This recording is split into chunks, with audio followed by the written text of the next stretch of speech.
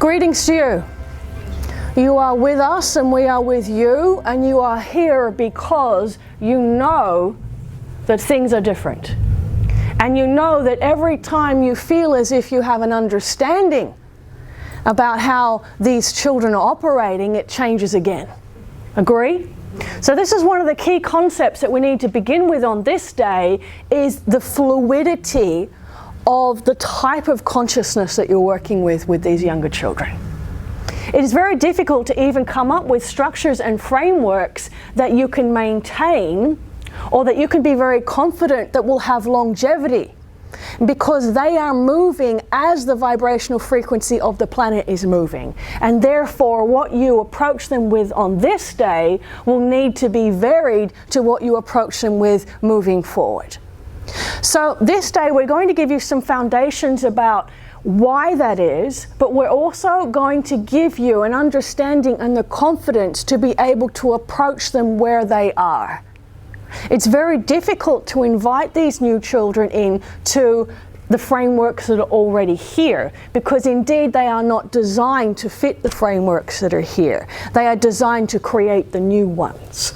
And because of the way the vibrational temperament of the planet is at this time, the planet is in a period of flux.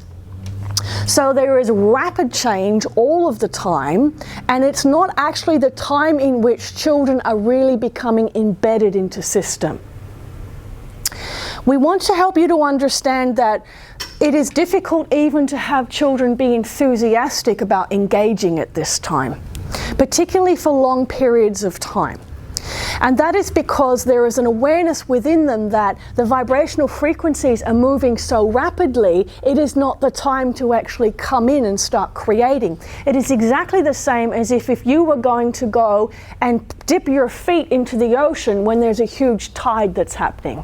Do you understand? When there's a huge pull, or when there's rapid change in the functionality or the temperament of the sea, you would be waiting until it settles before you get in. Agree? Yeah. Otherwise, it seems as if you could have your own stability pulled out from under you.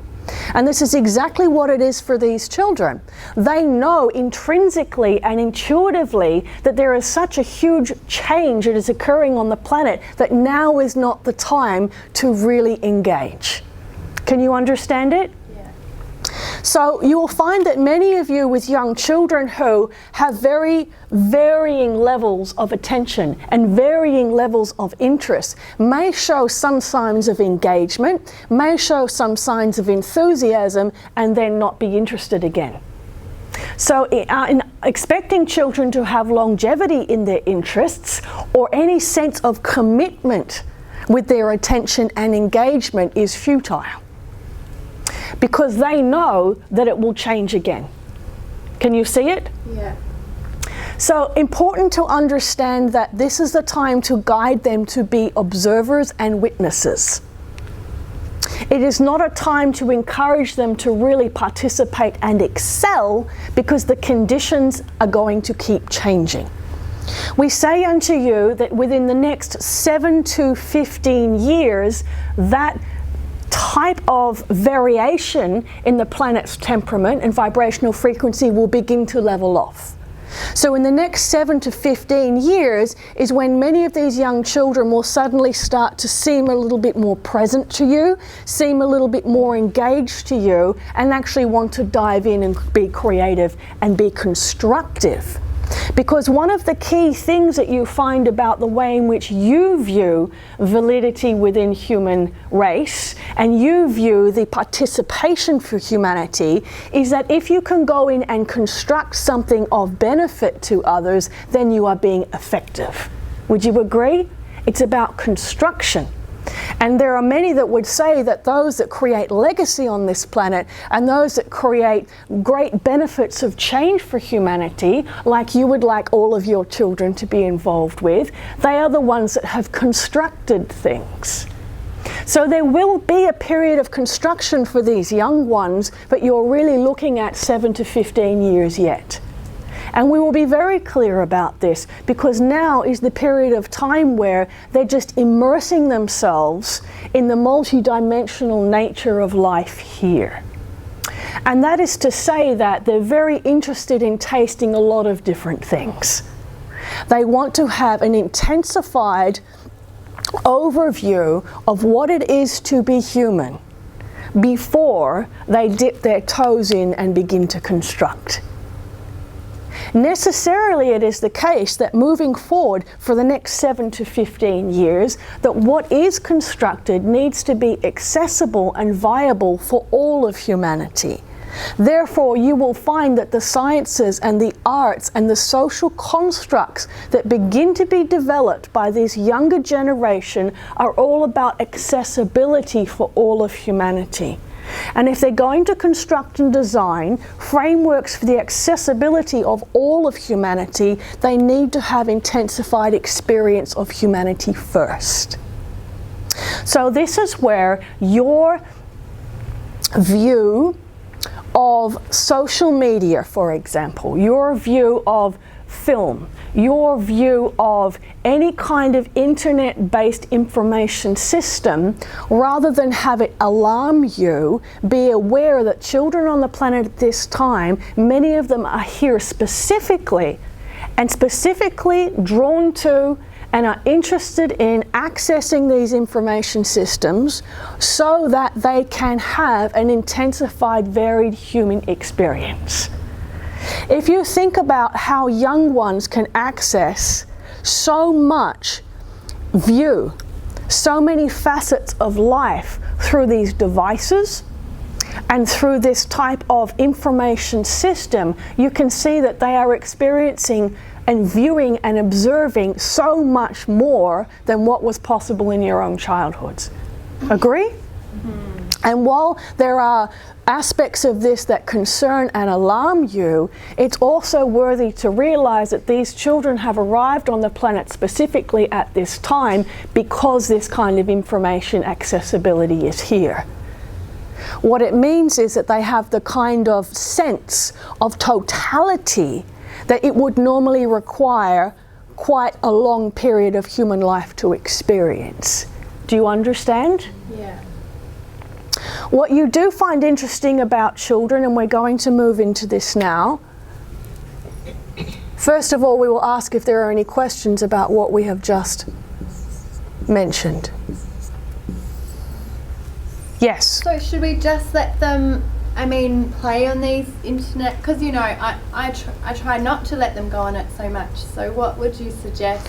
We would suggest that it is really about monitoring the content. Mm-hmm. Yes, but understand that their fascination is not so much about the addictive nature of the devices themselves, it's the conduct within them that is saying, I need more view. I need more view of life. Do you understand? Mm-hmm. So it is up to you as parents to be guiding what the content is, but the availability to information is something that they are wired to. So internally there is something that wants to access multiple platforms and instances of information. Do you understand? This feeds directly into how children are viewed in terms of their attention capacity.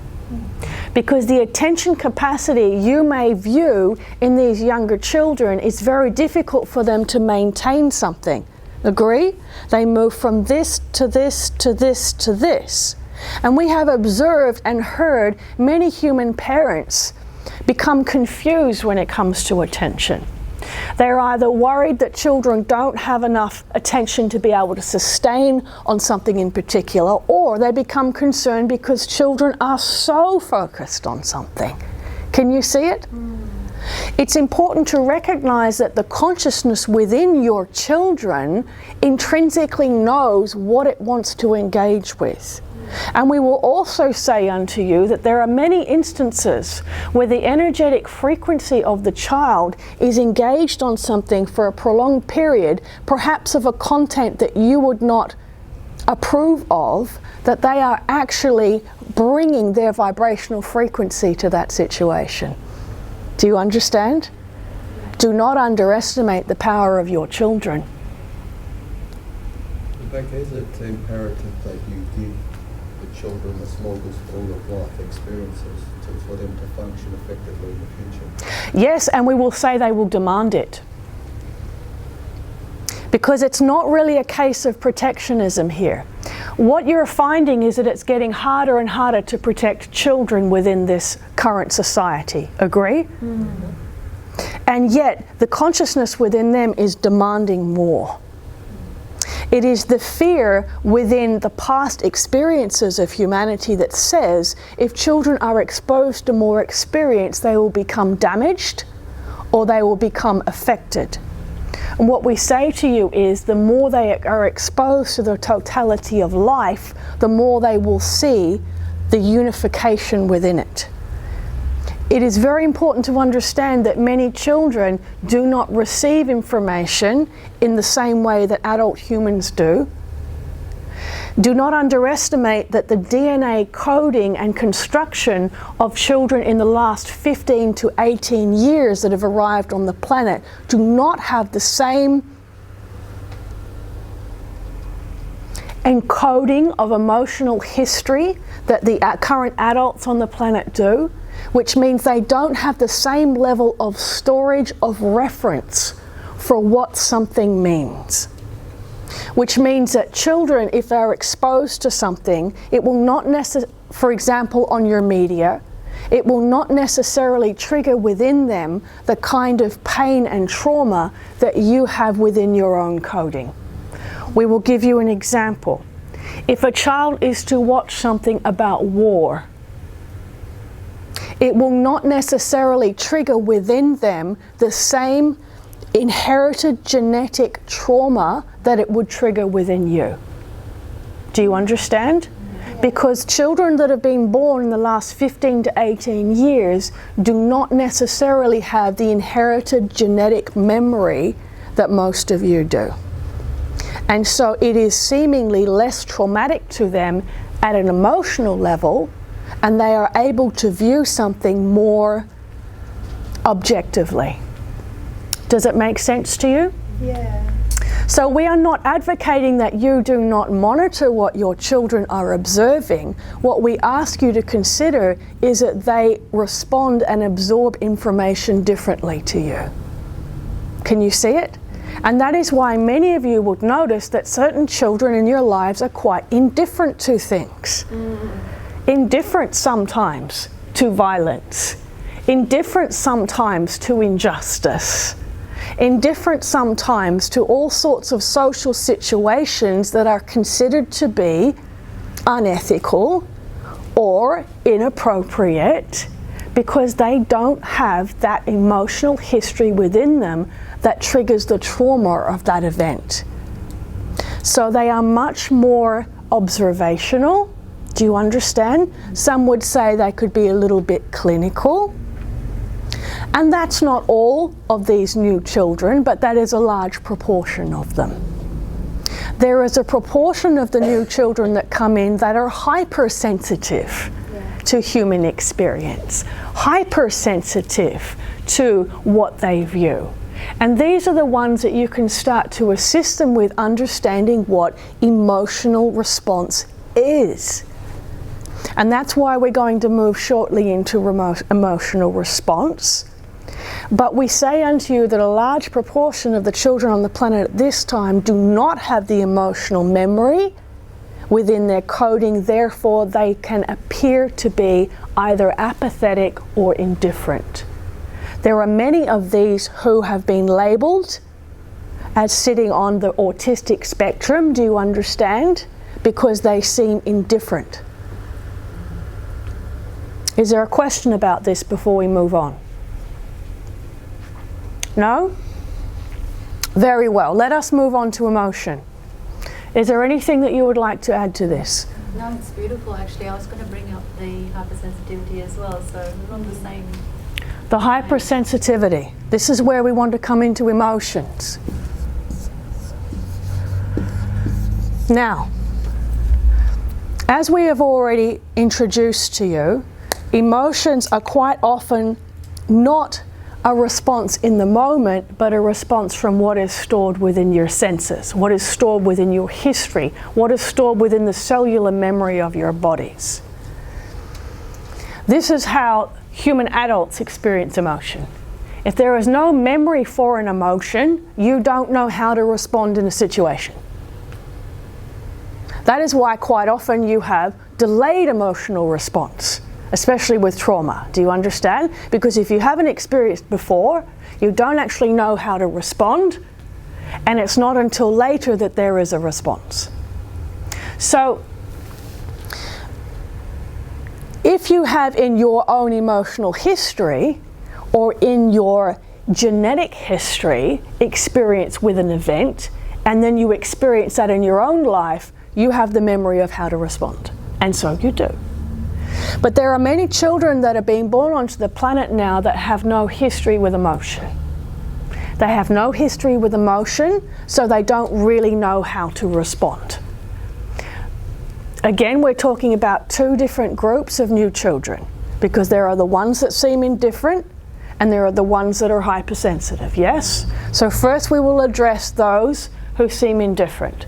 These are the ones who have no experience with emotion, not only from their own histories with this planet, but through their genetic imprint as well. And these are the ones that you really have to teach emotion to. They still will experience reaction to things. They will still experience sensation within their own body, but they will find it very difficult to recognize in others, because they can't relate to it themselves. So they have no reference system for what it is to feel an emotion. Then you have the children who are, as we would say, hypersensitive to sensation, hypersensitive to vibrational frequency. And what they do is they sense a particular vibrational frequency and they translate it into an emotion.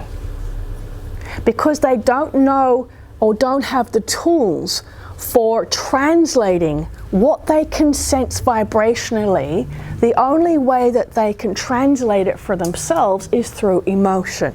Because when you express emotions to adults, they understand you. Agree? If a young child goes into a room and they feel a particular vibration they don't like from somebody, yes, or perhaps one of your friends they don't particularly like, and they start reacting with irritation, or they start to get a little bit teary, or they start to get a little bit upset, that gets your attention, agree? They wouldn't be able to say unto you, because they don't have the skills or articulation, there is an energy in this room I'm very uncomfortable with. And so they learn from a young age in infancy that if they use emotion, it gets your attention and you understand that something is not quite right here. So it's really these types of children using emotion as a translatory tool, not for their own benefit, but actually for your benefit. So it's perhaps something you hadn't thought of before, is that you as parents know how to read emotion in your children very well. Agree? Aren't you wired to read emotion in your children? Yeah. Aren't you taught when you have infants or when you have young ones in your classrooms that you know what all these different emotions mean, so you know how to respond to them? They're cues, agree? Visual cues. So that's what these hypersensitive ones do. What they're really doing is they're very, very sensitive to vibrational frequency, and they're sensing what resonates with them and what doesn't. Yes? Unfortunately, within this human society, there is a lot of education around emotion that tends to be very dualistic. That is beginning to change, but traditionally it's very dualistic, to the point where certain emotions are appropriate to display and certain emotions are not appropriate to display. Which, if you are looking at things from our perspective, doesn't make any sense at all. Because it's exactly the same as saying there are all of these colours in the spectrum of the rainbow, and some of them are okay to use and some of them aren't. Or if you said to a child, here is a keyboard, This keyboard is the array of emotional responses, or responses to energy, we will say, that is available to you, but we only want you to use this part of the keyboard and not this part of the keyboard. It doesn't make any sense, because emotional response, and remember, it is always a response, emotional response is like music. It's the young child's way of expressing their understanding of what they are feeling. And a lot of the time, it is what they are feeling externally. In fact, we would say all of the time, it is what they are feeling externally. Now, this is a new concept, and we're going to leave you with this for just a moment.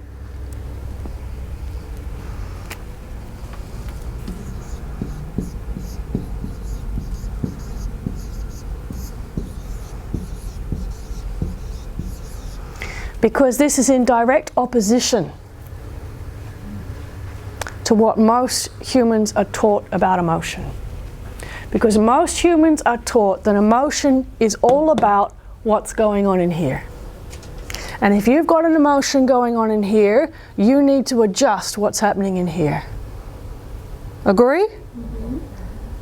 That's what you know. That's what you were taught. That's what the sciences say to you.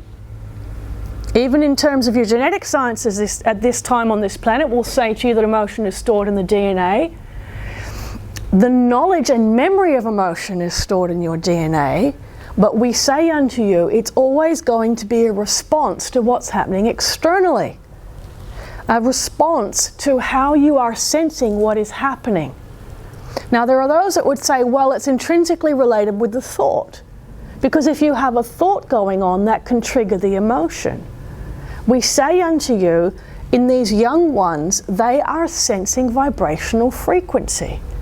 And because there is an entire keyboard or an entire rainbow of vibrational frequency on the planet at this time, because everything is in flux, there is going to be a whole keyboard of what they are experiencing. And in particular, because they are wired to collective consciousness, not so much their own individual sense of self. This is a major difference in these new children. They are wired for collective awareness. They are more in tune with what's going on in the collective than they are of what's going on within themselves. And yet everything they are taught is what's going on within you. What is that feeling you have? Rather than what can you feel? What is happening? And so there are many children on a daily basis, especially in the last 18 months, that are waking up in anxiety. Or suddenly feel happy and don't know why. It's because they are wired to the collective experience, and they're actually sensing what's happening in the collective consciousness of the planet. So it's not useful for them for you to say what's going on inside you to cause that emotion. And that can be difficult for parents and educators, because it's directly the opposite of how you've been taught to deal with emotion. It's not about adjusting the internal space, because that's fitting in. And a lot of the time that's suppression. This is about helping them to become aware that their feelings and experiences are valid, and if you can validate them for them, they will become so comfortable with having these experiences of emotion that they won't identify with the emotion. And that's very important, because as soon as you start to internalize that emotion, you wake up feeling anxious. I'm anxious. There's something wrong with me. I'm stressed. You own it. It's yours. Thank you very much. Now try and get rid of it. Do you understand? Rather than teaching them to say, there is anxiety today. There is sadness today. There is anger today. Which is so much more empowering for the child, because then you have validated that yes, they are accurate. Aren't they clever for being able to sense what is happening in the field? But you're not making it their problem. And they're no longer identifying with it. I'm an angry child. I'm an anxious child. I'm a difficult child. It just means that they're a very wise child because they're sensitive to what's going on. So the validation for them is not about what they are feeling for themselves. The validation is, yes, you are sensing what is happening. Do you see it? So you can treat these children like vibrational compasses. Oh, thank you for pointing out that there is anxiety. And then watch how quickly they adjust. They will adjust very quickly. Just as the wind changes, so too do they in their emotional states. Can you see it? That's not called instability. That's called sensory genius. Can you see it? So this is not about stabilizing children. You don't want to turn them into robots. You've had enough of that yourselves. It's about validating them. Do you understand?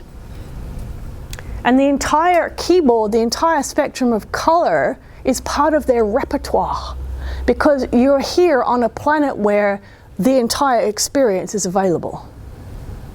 Can you see it? So you know your children are fully functioning if they're experiencing all of it. Fully functioning. Is there a question on this at this point? Yes? What do you do if they're aware there's something wrong, the parents are aware that there's something, well, I shouldn't say wrong, but they're feeling anxious or sad or angry, but their response is always, I don't know. How can we help? They don't know what it is. They don't know what it's from. Know, but they just don't want to say. Well, then you can say unto them, well, it's okay, but you can see that you're sensing something out here. Mm-hmm. So just know that you're okay, and you're a sensing instrument. Because the only reason they wouldn't want to tell you is because they think that there's something wrong, that they're feeling that way. Can you see it? Because society has conditioned them to say, you should only use these notes or colours and not these. And then that's where shame comes in.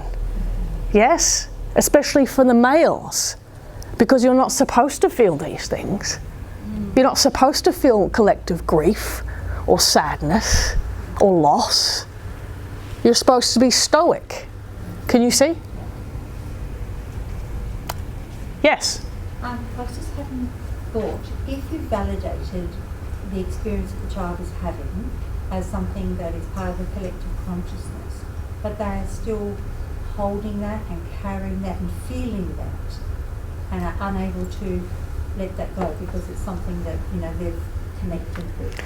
Is there a way you can assist them with that? So your question is, once they have identified themselves with that emotion, instead of seeing that it is something that they are sensing, how do you allow them to let it go, to disidentify? How can you allow them to see that perhaps it is the collective consciousness that they're actually So it's really about the disidentification, and that is you as the carer or parent or teacher support saying, yes, there is a lot of this feeling around today, but it doesn't have to be yours. Because you're feeling it doesn't mean that it belongs to you. Do you understand? And that's not about not taking responsibility. That's about getting into the truth of how emotion on this planet is working at this time. Because if you've got billions of humans walking around in shame because they're feeling certain things, or trying to contain something that is even much larger than them, it becomes a case of billions of people walking around trying to contain.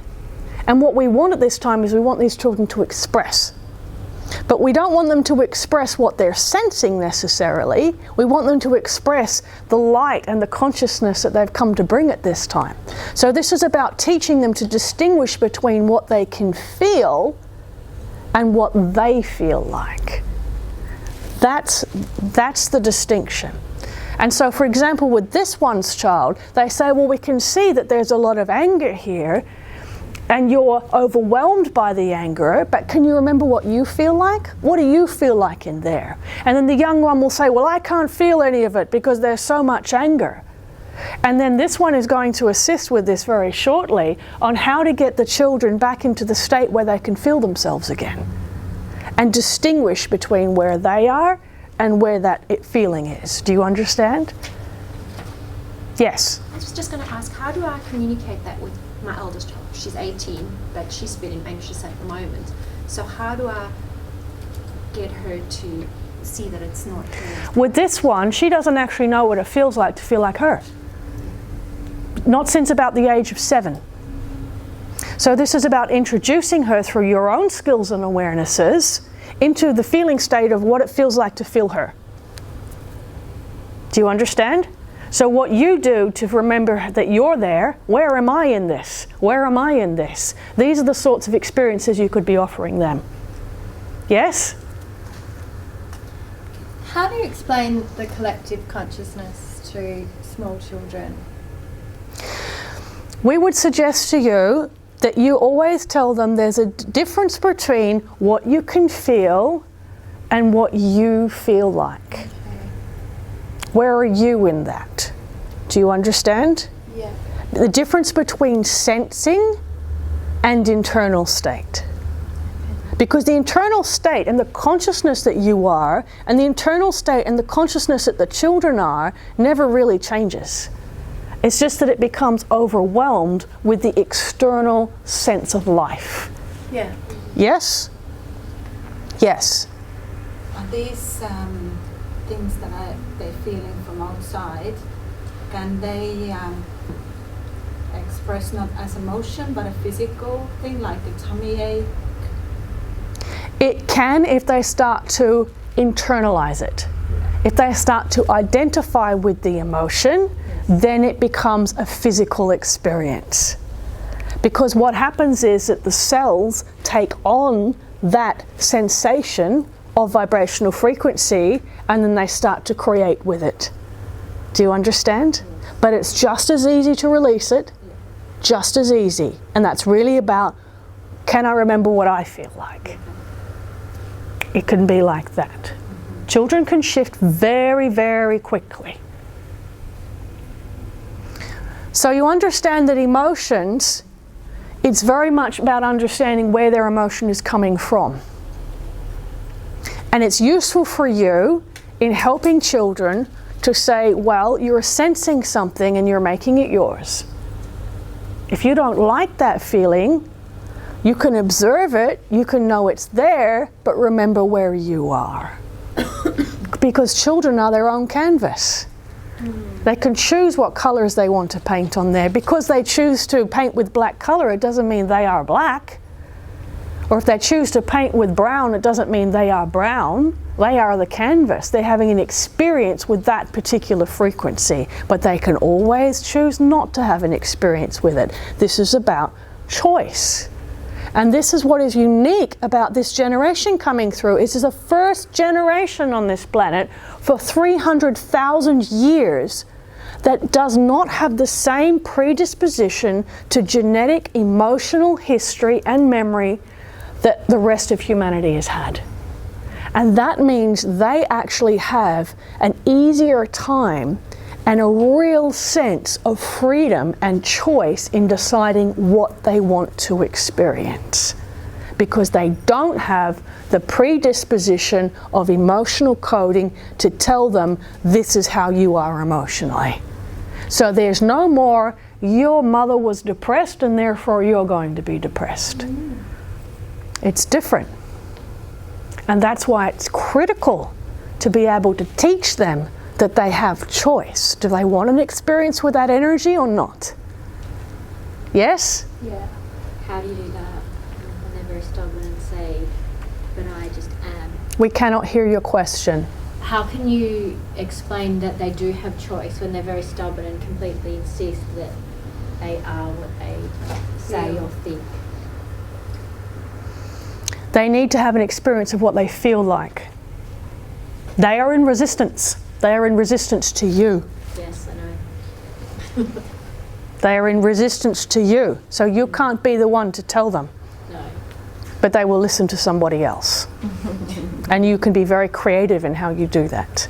In your particular case, they are in resistance to you. You could give them the Holy Grail and they would say, no, thank you.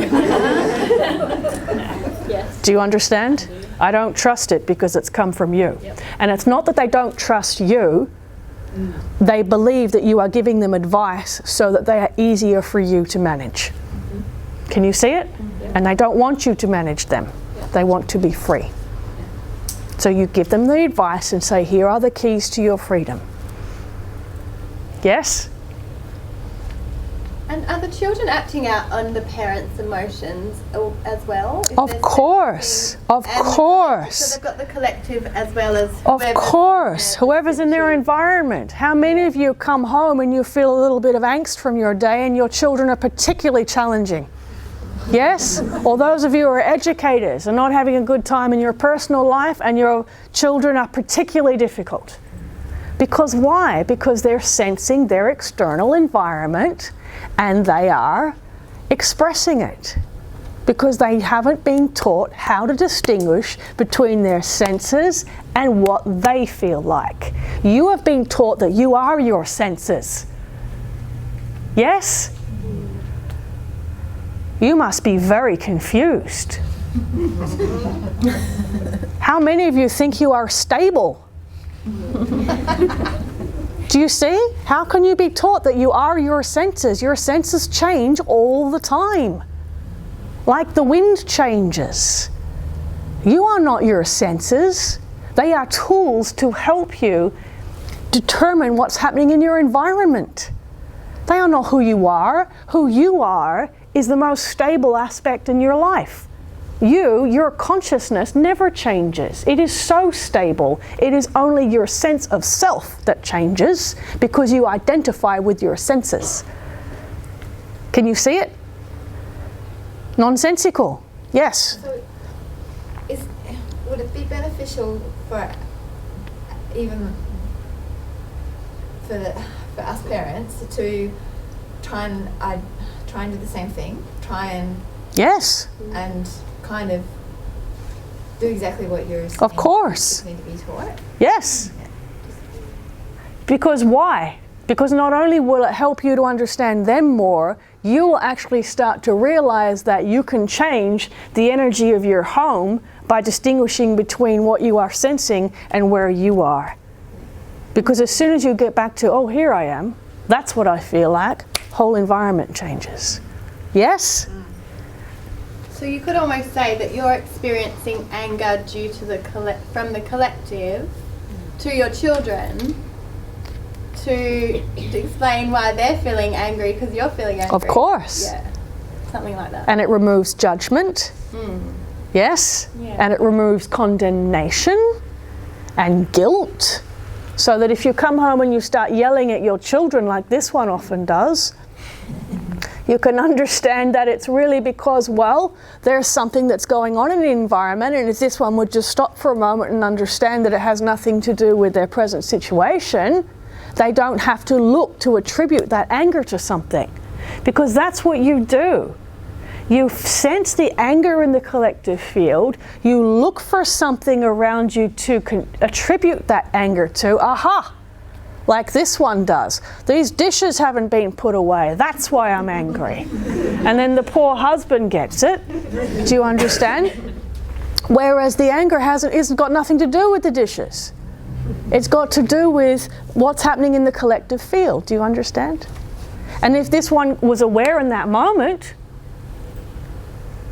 they would be saying, whoa, there's a lot of anger at the moment. Are you feeling it too? Do you see it? Making the difference? Yes? Yes? Can a child feel that emotional vibration while they're in the womb? Yes. Thank you for your question. Yes. Your science has shown this, but they've not really understood how it works or why. There was a question here.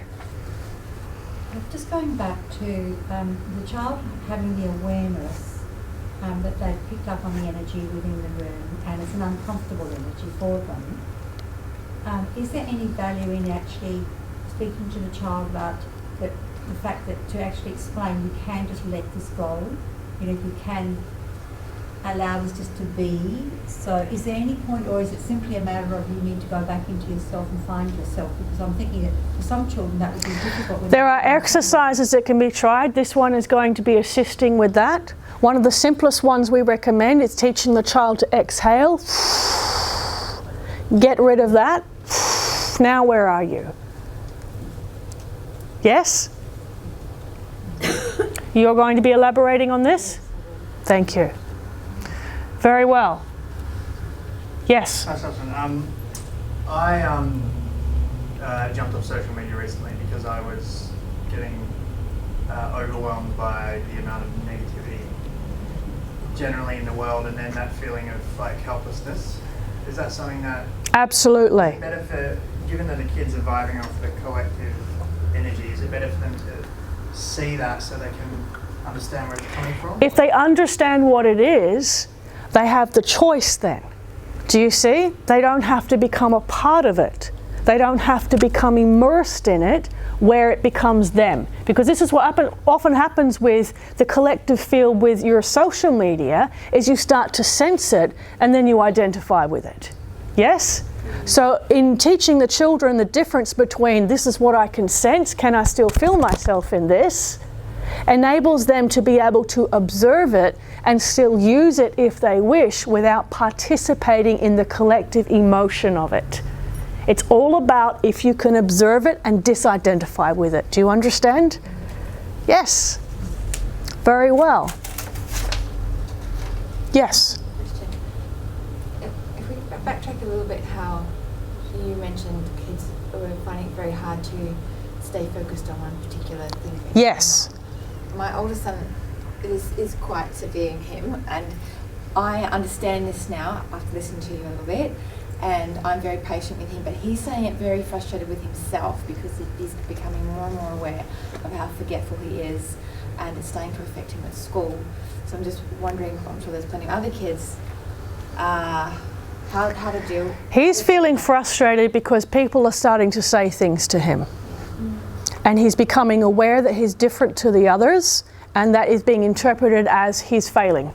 Yes. But he's not failing, he's too advanced for the system that he's in. Yeah.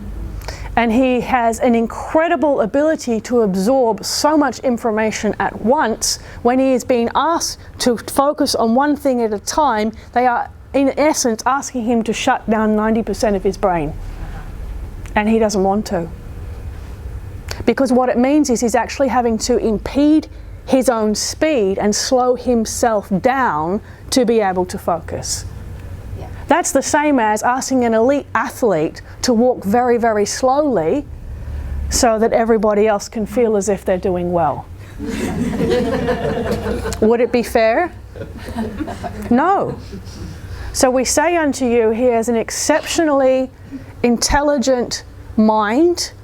This is a matter of finding something that can gauge his interest, and we say unto you 7 to 15 years.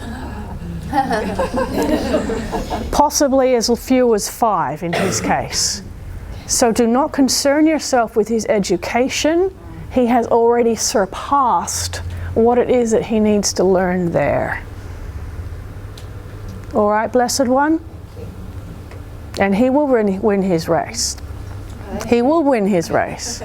Yes. I have a 16-year-old daughter who is very sensitive, and she's just starting to recognise that she does take on other people's energy, and she can see that it's not hers, but she's struggled with that for a long time. And in the meantime, she's pulled herself away. She doesn't like to leave the house. She doesn't like to socialise. She spends a lot of time online in her own little world, and I think my question is, What do you do? what do I do? Is this okay for her to withdraw like that? We would ask you to ask this question in the second half. We will address it very quickly now, but we want you to revisit it with us because we have a deeper explanation that will benefit more. She needs to know that she has impact because it's the thing that's missing for her. She came here to have impact. And because she feels as if she is inconsequential in the light of everything that she is seeing, she's given up. But we will immerse ourselves in that. All right? Yes? I have 2 little ones, and I am fully aware that it's okay to engage. just focus on something and just fully get lost in that, as I feel like I'm one of the little ones, really. But my question is, if we all three want to engage with totally different thing, and none of us want to compromise. One wants to go there, the other one wants to stay home. How do we do this? We will admire the way in which you have given your children so much accessibility to their own choice. However, they require a leader. Okay. They require a leader so they know how paths are made. Okay. And therefore you must make the path, and this period in their life is about them learning to walk the path.